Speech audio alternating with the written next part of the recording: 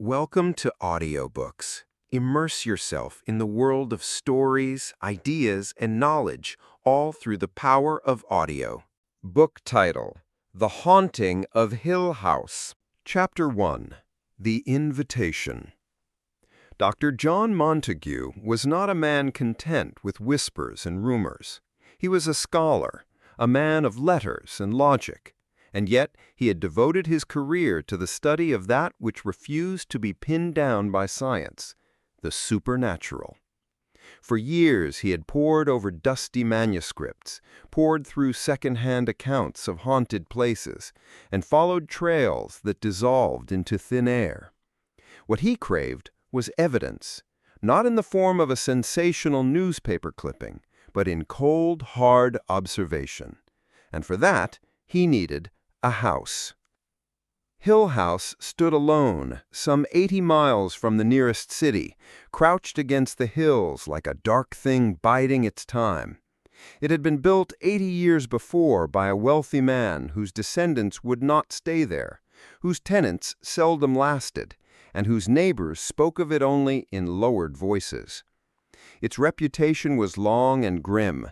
Strange accidents, inexplicable deaths, and a history of doors slamming shut of their own accord. Some said the walls themselves seemed to breathe, to watch, to wait. To Dr. Montague, Hill House was not a dwelling, but a specimen, a living laboratory for his work. Yet he could not face the silence of that place alone. He needed witnesses, participants who could report their experiences. For months he combed through old stories, seeking those who had brushed against the inexplicable. At last he selected 3. The first was Eleanor Vance. 32 years old, worn thin by years of caring for her sick mother, Eleanor lived a life so small it scarcely seemed to belong to her. She had spent her adult years in quiet servitude, trapped in her sister's spare room after her mother's death, with no possessions of her own, no friends, no adventures. Yet once, long ago, when she was a child, stones had rained on her family's roof for 3 days without explanation. Eleanor herself had no memory of it, but Montague had found her name buried in an old report, and that, to him, was enough. The second was Theodora, no surname offered, as if she floated above such conventions. She was young, fashionable, and full of wit, known for her artistic flair and her uncanny sensitivity to moods and thoughts unspoken. Montague had read of her abilities in an obscure journal, and he suspected that her presence might help stir the hidden energies of the house. The third was Luke Sanderson, heir to Hill House itself. His family wanted nothing to do with the property, yet insisted one of their own must be present if strangers were to occupy it. Luke was charming, restless, a gambler by inclination, and Hill House was little more to him than a financial burden. Still, his inclusion ensured the group would not be accused of trespassing. Thus, the invitations were written and sent. A summer at Hill House, all expenses paid, in the name of science. For some, it was curiosity. For others, escape. For Eleanor, it was something closer to salvation. The letter arrived like a crack of sunlight in her otherwise gray existence. She read it once, twice, then folded it carefully and tucked it into her pocket as though it might vanish. She told no one, not her sister, not her brother-in-law. They would only mock her, remind her that she had no claim on her own life. But Eleanor knew better, knew, perhaps for the first time, that she deserved something beyond endless chores and endless silence. When she stepped into the car, she half borrowed, half stole, and began the long drive toward Hill House, she told herself she was not running away, but toward a summer unlike any she had known, toward a place where perhaps she could become someone entirely new, toward Hill House, which stood waiting, silent, patient, watching. And as the hills rose up around her and the sky dimmed, she felt it, a shiver, a breath at the back of her neck, as though the house, already knew she was coming home. Chapter 2. Gathering at the House. The road to Hill House wound like a ribbon through the hills, growing narrower as Eleanor drove. She felt the miles slide away behind her, as though each turn took her farther not just from the city, but from her old life. The little car rattled and coughed, but she whispered to it like a companion, coaxing it forward. At times her courage faltered. What if she was turned away at the door, told it had all been a mistake? But the invitation weighed in her pocket like a talisman. For once, she told herself, she belonged. It was late afternoon when she saw it, Hill House, rising from the trees, massive and unwelcoming. The first glimpse struck her like a blow. It was not merely large, but wrong, its angles crooked, its proportions unsettling. The windows looked out like blank, watching eyes. She had the sudden urge to turn the car around and flee, yet some invisible cord drew her onward. The gates stood ajar, as though the house had left its mouth open in anticipation. Eleanor passed through and followed the long drive. At the end, the house loomed closer, vast and heavy. She parked, smoothed her dress with nervous hands, and climbed the steps. The door opened before she could knock. A stern woman, tall and angular, looked down at her. "Mrs. Dudley," she said, as though introducing herself was unnecessary. "You're expected." Eleanor stepped inside. The air of the house pressed against her skin, thick and heavy. The entrance hall stretched wide, with doors leading into shadowy rooms. The walls were paneled in dark wood that seemed to drink the light. She had the impression of entering a mouth and being swallowed whole. Mrs. Dudley led her through the house with curt efficiency. "I set dinner on the table at 6 sharp," she recited, voice flat, memorized. "I clear at 1/2 past.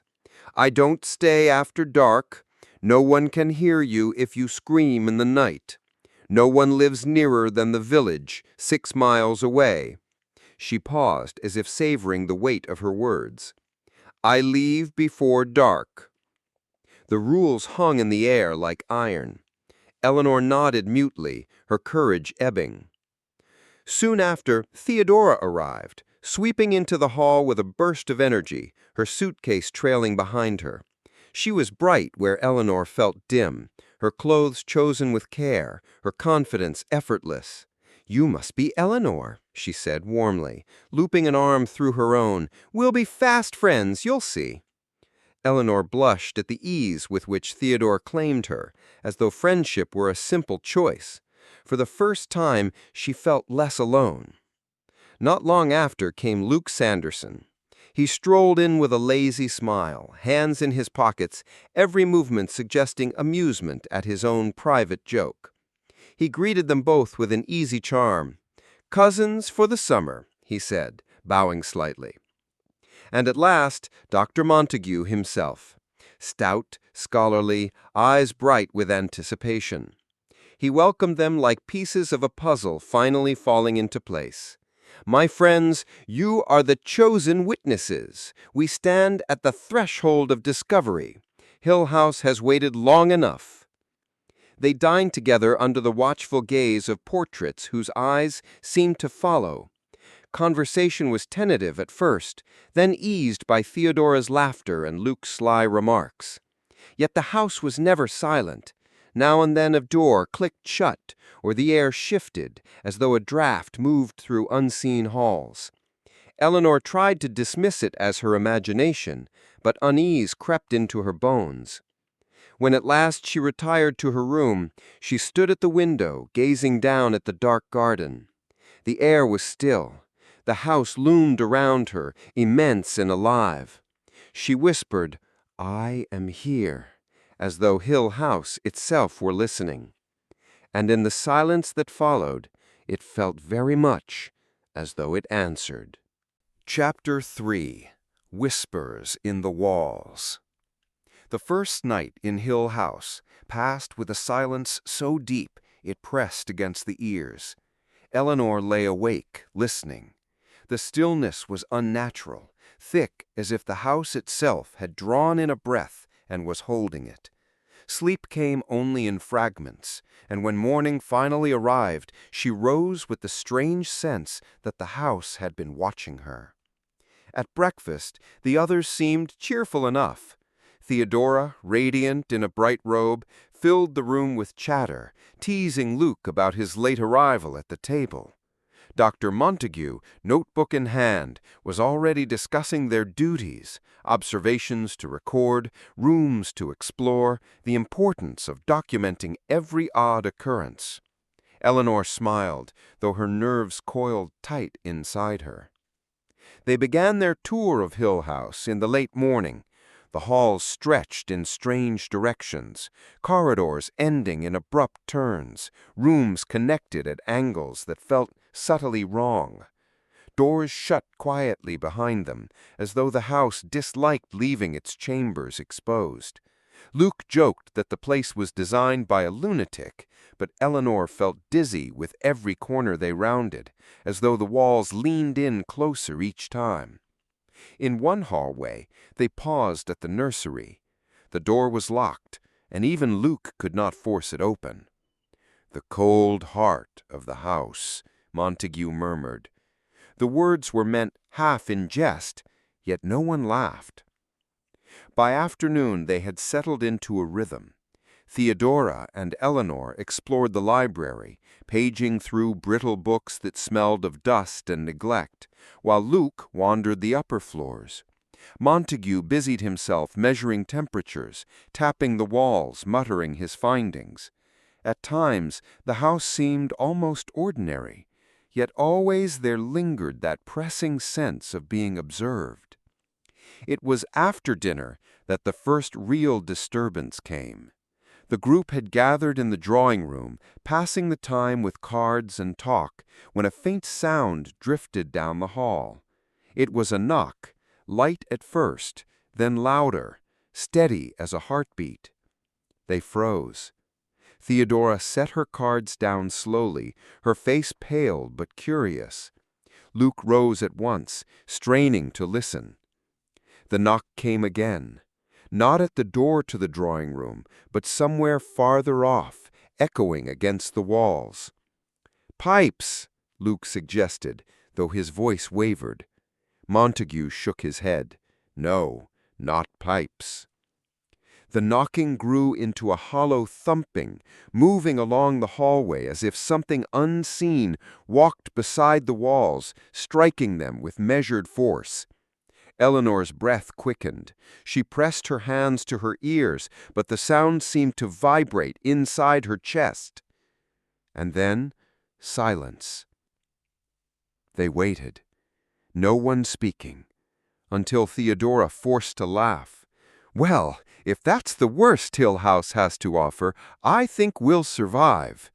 But her hand trembled as she reached for her glass. That night, Eleanor found no rest.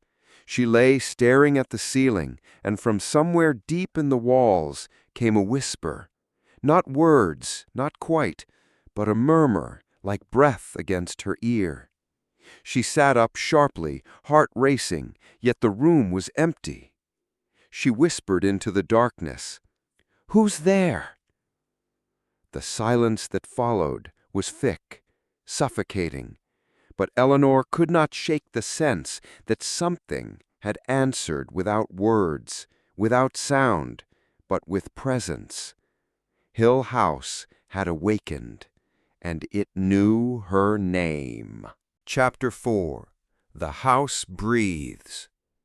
The morning after the knocking, Eleanor lingered in her room, reluctant to face the hallways alone. The house seemed different now, alive in some indefinable way. The air felt heavier, as if it thickened with each breath she drew. When at last she joined the others at breakfast, she saw her unease mirrored in their faces. Dr. Montague, however, was invigorated. He scribbled furiously in his notebook, his spectacles sliding down his nose. "Gentlemen, ladies," he declared, "we are privileged witnesses. Last night was the first undeniable manifestation, a structured noise, intelligent, deliberate. The house is opening itself to us." Theodora snorted lightly, though her laughter was brittle. "I would rather it kept itself closed, thank you."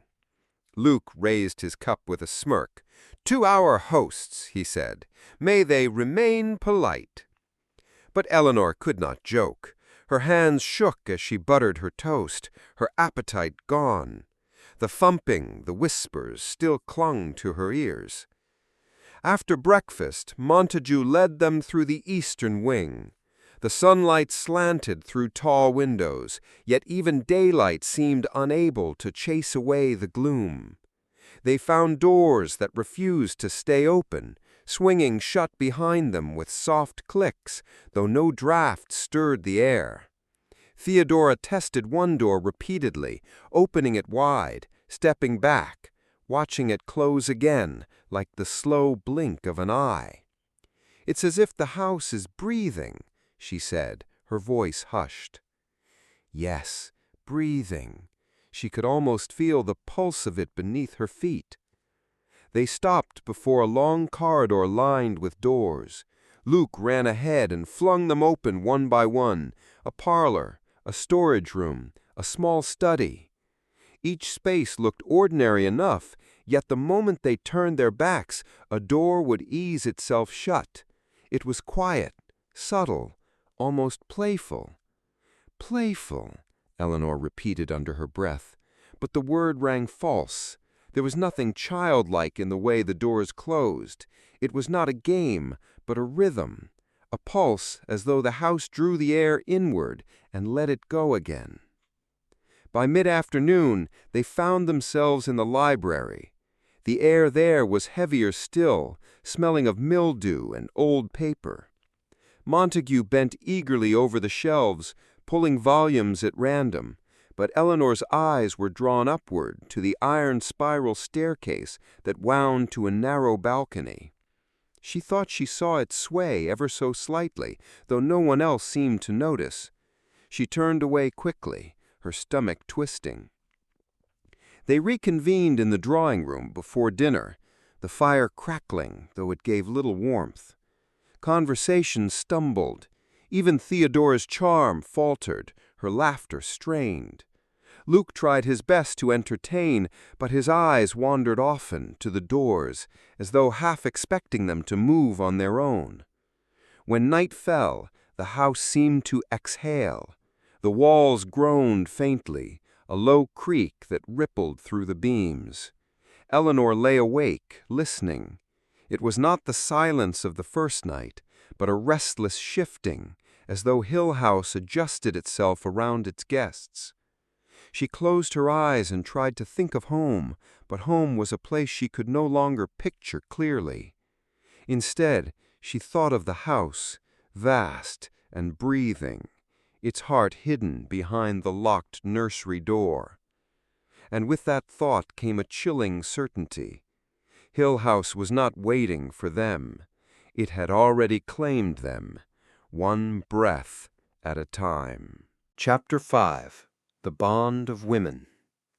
Theodora had a way of filling any room she entered. Her laughter, quick and musical, seemed to scatter shadows, and her confidence wrapped around her like a cloak.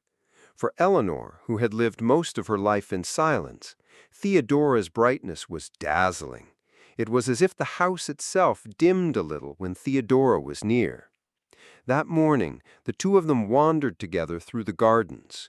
The grounds were overgrown, the paths choked with weeds, but Theodora made a game of it, stepping carefully over vines as though she were a princess avoiding imaginary traps. Eleanor followed, smiling despite herself. "You mustn't let the house get to you," Theodora said, suddenly glancing back. "That's what it wants, don't you think? To make us frightened, to make us small." Eleanor hesitated, her hand brushing against a broken stone balustrade. "It feels as though it notices me," she admitted softly, "as if it chooses me." Theodora laughed, but not unkindly. "Of course it notices you. You're interesting." She tucked her arm through Eleanor's. Besides, if it gets too frightening, we'll face it together, you and I against all of Hill House." The words warmed Eleanor, stirring something like hope. For the first time in years, she felt chosen not by duty, not by obligation, but by companionship. That afternoon, they sat together in Eleanor's room, painting their nails with a small bottle of scarlet polish Theodora had brought along. The act was ordinary, even frivolous, yet in the heavy atmosphere of Hill House, it felt almost rebellious. Theodora's hands were steady, elegant. Eleanor's trembled, and she laughed nervously at her own clumsiness. "You'll get better with practice," Theodora teased. "Next time, I'll let you paint mine." Eleanor looked at her, startled. "You'd trust me to do that?" "Of course," Theodora's eyes sparkled. "Why not?" Eleanor smiled, shy and uncertain, but something inside her began to unfurl. Later, the two of them joined Luke and Dr. Montague in the parlor, yet Eleanor found her attention drifting. Theodora's presence beside her was a steadying comfort, as though the house could not touch her when Theodora was near. But Hill House was patient. That night, as the women prepared for bed, the air in their rooms grew colder. Theodora knocked softly on Eleanor's door. "Can I stay with you?" she asked, her voice hushed. "It feels dreadful alone tonight." They curled beneath the covers together, whispering as though they were children at a sleepover. Eleanor confessed stories from her childhood, half embarrassed, while Theodora listened with unexpected gentleness. For a moment, Eleanor forgot the looming darkness, forgot the whispers in the walls. Then it began. A soft sound, faint at first, a scratching like fingernails against plaster. Eleanor stiffened, clutching Theodora's hand. The sound grew louder, a dragging scrape that moved across the ceiling. Theodora's grip tightened. "Don't let go," Eleanor whispered. "I won't." The sound crept down the wall, closer, until it seemed just beyond the headboard. Eleanor pressed her face against Theodora's shoulder, trembling. Theodora's voice was steady, though thin with fear. "It's only the house trying to frighten us," she said. "We won't give it the satisfaction." The scratching stopped as suddenly as it began. The silence that followed was worse, heavy and listening. They did not sleep for hours, lying awake, still holding hands. For Eleanor, the bond forged that night was more than comfort. It was salvation. In Theodora's presence, she was not merely Eleanor Vance, the lonely spinster from nowhere. She was someone worthy of notice, of affection. Chapter 6.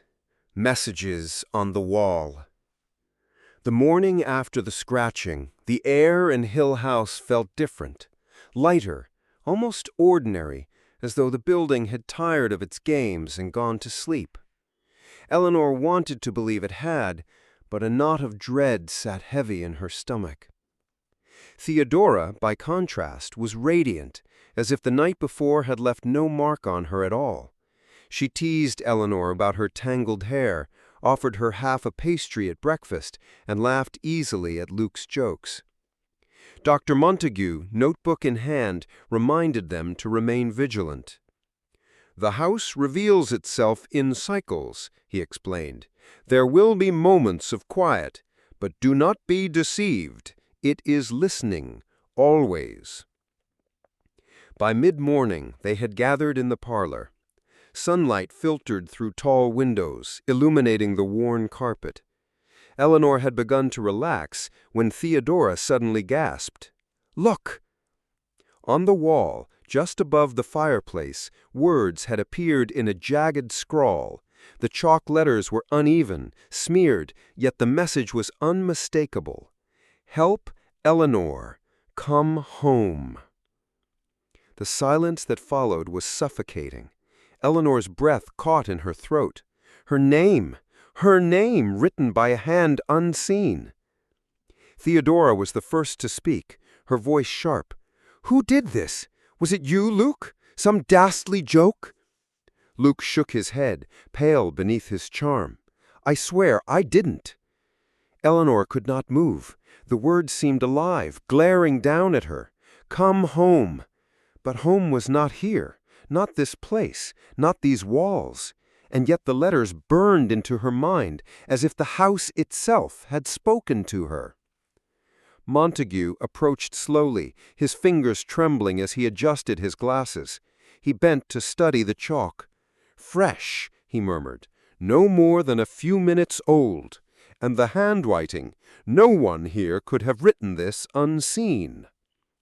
Eleanor's heart pounded. She whispered, "Why me?" Theodora turned to her quickly, seizing her hand. "Because it's trying to frighten you, that's all. Don't let it." But Eleanor saw something else in Theodora's eyes, a flicker of unease, of doubt. The rest of the day passed under a cloud, though they tried to distract themselves with conversation, games, even a walk in the gardens. The words on the wall lingered in their minds. When they returned to the parlor hours later, the message was still there, stark and undeniable. That evening, Eleanor sat with Theodora in her room, staring at the wall as though expecting the words to follow her there. "Why me?" she whispered again. Theodora sighed, brushing Eleanor's hair from her face. "Don't give it what it wants. It's only the house playing its tricks." But Eleanor shook her head. "It called me. Not you, not Luke, me." Theodora's smile faltered, though she forced a laugh. "Then perhaps it knows you're stronger than the rest of us." Eleanor wanted to believe it, but her chest tightened. Strong. She had never been strong. She had lived in shadows, in silence, until Hill House summoned her here. Later, long after Theodora had drifted to sleep, Eleanor lay awake, staring at the ceiling. The words burned in her memory. "Help, Eleanor! Come home!" And in the stillness of the night, she thought she heard it again.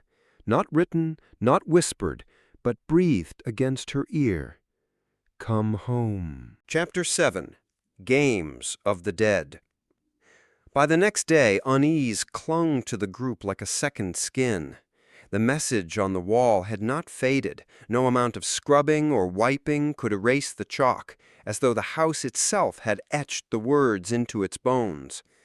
Eleanor avoided the parlor entirely, but she could not avoid the eyes of the others, each glance carrying suspicion, pity, or fear. Dr. Montague, hoping to restore a sense of normalcy, proposed that they distract themselves. "We cannot spend our days staring at walls," he said, attempting cheerfulness. "Laughter, after all, is a fine defense." Theodora seized upon the idea at once. "Let's play something. Cards, perhaps, or charades. If Hill House insists on behaving like a spoiled child, then let us give it no satisfaction." Luke agreed readily. "I warn you, I cheat shamelessly," he said with a grin. And so, that evening, they gathered in the drawing room. The fire crackled brightly, their voices lifted in laughter, and for a time the oppressive weight of Hill House seemed to retreat. Eleanor found herself smiling at Theodora's dramatic gestures, at Luke's ridiculous stories. Even Dr. Montague chuckled, though his eyes darted often to the shadowy corners of the room. Yet the house listened. The laughter had scarcely died down when a faint sound stirred from the hallway. At first it seemed like footsteps, soft, deliberate, approaching. Luke rose at once, but Montague gestured sharply for him to sit. The sound grew louder, echoing against the walls. Then came a second noise, high and mocking, like laughter, but laughter not human. It trailed along the corridor, rising and falling in a grotesque parody of their own mirth. Theodora gasped, "It's copying us!" The group fell silent. In that silence, the unseen laughter grew shrill, reverberating as though the house itself laughed at them. Eleanor pressed her hands against her ears, her body trembling. "Stay together," Montague ordered. His voice was steady, but sweat shone on his brow. The laughter shifted suddenly to a low groaning, then to the sound of many hands pounding on the walls. The room seemed to shudder under the assault. The fire wavered, shadows leaping high. "Make it stop!" Eleanor whispered, clutching Theodora's arm. The pounding ceased as abruptly as it had begun. Silence dropped heavy, suffocating. The only sound was the crackle of the fire, small and feeble in the vast room. Luke forced a laugh, though his face was pale. "Well, it seems Hill House doesn't like losing at charades." No one laughed with him. They abandoned their game for the night, retreating to their rooms. Eleanor lay in bed, her hands still shaking. She could hear faint echoes in her mind, the laughter, the pounding, the mockery. Theodora's words from earlier returned to her. Don't give it the satisfaction. But how could she not when the house knew every weakness, every fear? As she drifted toward uneasy sleep, Eleanor thought she heard a faint whisper beneath her pillow. Not a word, not a voice exactly, but a suggestion curling into her thoughts. She could not tell if it came from the house or from within herself. But she knew one thing with dreadful certainty. Hill House had joined their game, and it would never play fair. Chapter 8. The Cold Room. It was Luke who first suggested they explore the upper floors together. He spoke lightly, as though proposing a harmless adventure, but everyone understood the truth. None of them wished to wander Hill House alone anymore. The noises, the laughter, the pounding, they had shaken even Dr. Montague's scholarly resolve. And so, in the pale morning light, the four of them climbed the broad staircase. The air grew colder as they ascended, though no windows stood open, no draught stirred. At the end of the hallway a door waited, its paint blistered with age, its handle dulled with tarnish. "The nursery," Montague said softly, "locked since the house was built." Luke rattled the knob, but it did not budge. He stepped back, frowning. "Feels colder here. Do you notice?" They all noticed. The chill seeped into their bones, sharper than winter air, though the sun streamed through nearby windows. Eleanor rubbed her arms, shivering. Theodora moved closer to her, and Eleanor welcomed the contact, the warmth of another human presence. Montague pressed his hand flat against the door. "It's as if the very wood resists us," he murmured.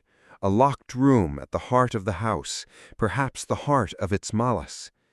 Theodora gave a nervous laugh. "Then perhaps it's better left locked." But Eleanor could not take her eyes from the door.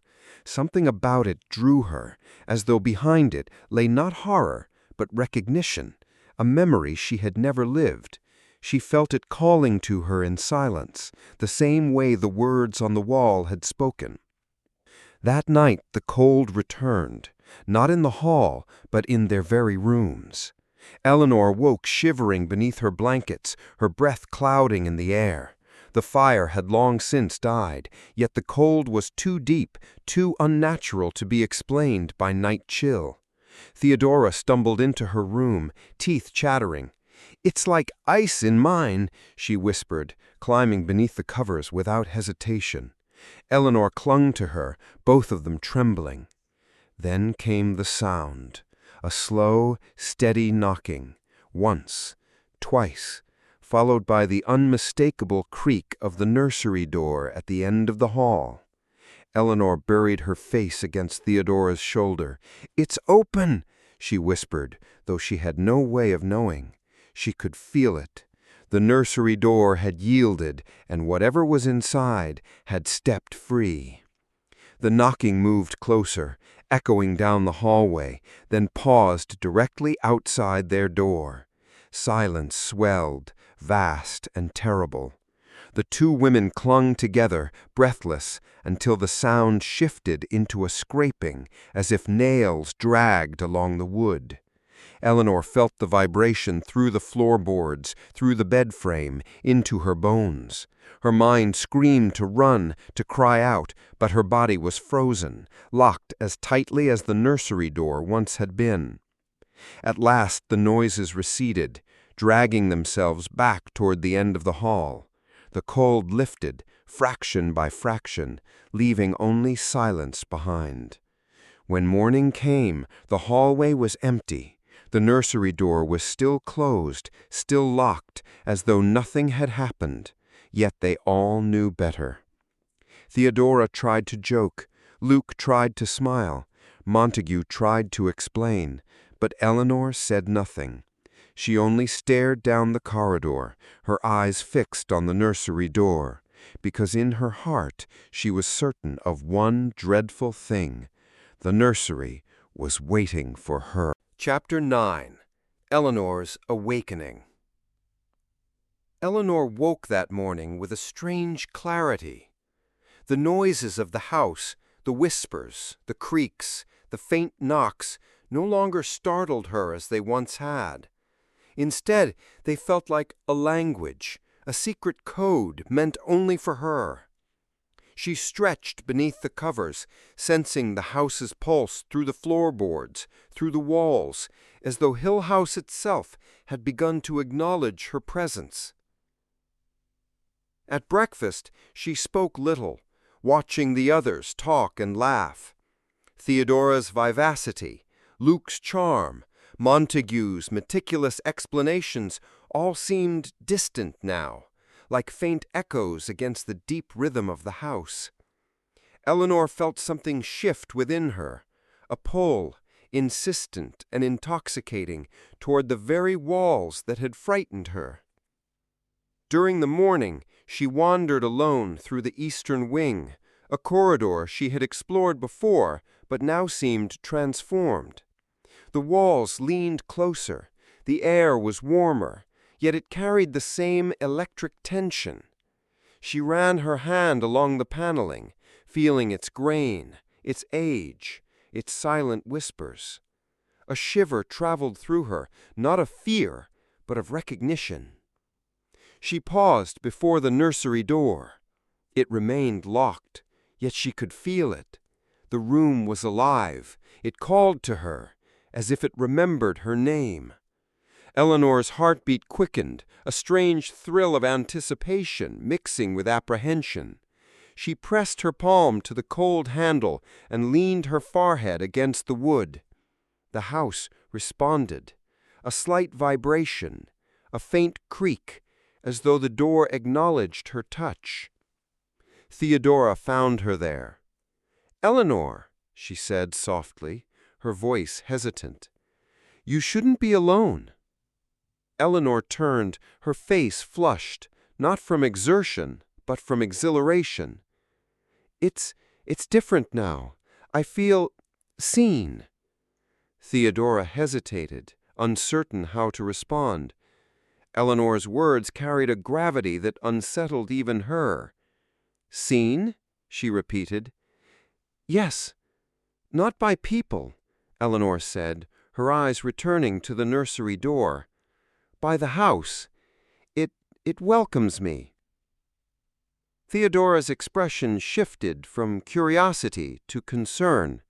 She wanted to dismiss Eleanor's words, to laugh, to call them mere fancy, but the truth pressed too strongly against the edges of her mind. Something was happening. Eleanor was changing, responding in a way that none of them had yet. Later, in the parlor, Eleanor felt it again. The walls seemed to breathe around her, a slow inhalation and exhalation that mirrored her own heartbeat. She touched the edge of a chair and felt warmth surge from the wood into her fingers, an intimate, impossible connection. Every corner of Hill House hummed, whispered, watched. She understood, with the certainty of revelation, that she belonged here. Luke and Montague exchanged uneasy glances, sensing Eleanor's growing detachment. Theodora noticed it too. Her friend, once timid and hesitant, now walked with a quiet confidence that unsettled them all. That night, as she lay in bed, Eleanor's mind wandered through the corridors of the house. She imagined the nursery door swinging open, inviting her in. She pictured herself moving through the halls alone, fully accepted, fully claimed. The fear that had accompanied her at the start of her journey was gone. It had been replaced with awe, with longing. Eleanor closed her eyes, and for the first time she allowed herself to surrender to the sensation. Hill House was not simply a building. It was a being, aware, patient, and it had chosen her. She whispered into the darkness, not with fear, but with acceptance. I am here. And in the deep silence that followed, Eleanor felt the house breathe back. Chapter 10. Midnight Terror. The night fell heavier than usual, pressing against the windows and creeping along the hallways of Hill House. Eleanor lay awake, staring at the ceiling, listening to the house breathe. The air was thick, electric, charged with anticipation, and she felt as though the walls themselves were leaning closer, waiting for her to act. She could hear the others stirring in their rooms, shifting in their beds, but none dared speak. Even the house seemed to pause, holding its breath, until the first unmistakable sound broke the silence. A low, hollow thump echoed through the hall, steady and deliberate, like footsteps moving just beyond her door. Eleanor's heart jumped into her throat. Then came a second sound, closer, scraping along the floorboards. It circled her room, moving with a precision that made her shiver. She pulled the blankets tighter, hiding beneath them, but the sense of being watched, hunted, was impossible to escape. Theodora's voice called softly from down the hall. "Eleanor, are you awake?" "Yes," she whispered, her lips trembling. It's moving." "Stay calm," Theodora replied. "I'll come." A crash interrupted her words, a violent slam of a door somewhere above them. The room shook, and Eleanor bolted upright, gasping. Luke's voice echoed in the distance, shouting, but it was swallowed by the walls. The house had claimed the night. Eleanor's fear turned to something darker, fascination. The pounding and scraping, the shadows twisting in the corners seemed to speak to her alone. She could feel them curling around her thoughts, probing her mind, drawing her closer to the essence of the house. Suddenly, the room grew unbearably cold. Eleanor wrapped her arms around herself, teeth chattering. A shadow moved across the ceiling, long and serpentine, and the whispers began, soft at first, then insistent, threading through her consciousness. Words, half-formed, flickered in her mind. Come, belong, home. The door rattled violently. Eleanor's pulse raced. She wanted to scream, to run, but her legs refused to move. Something within her told her to stay, to yield, to let Hill House take her.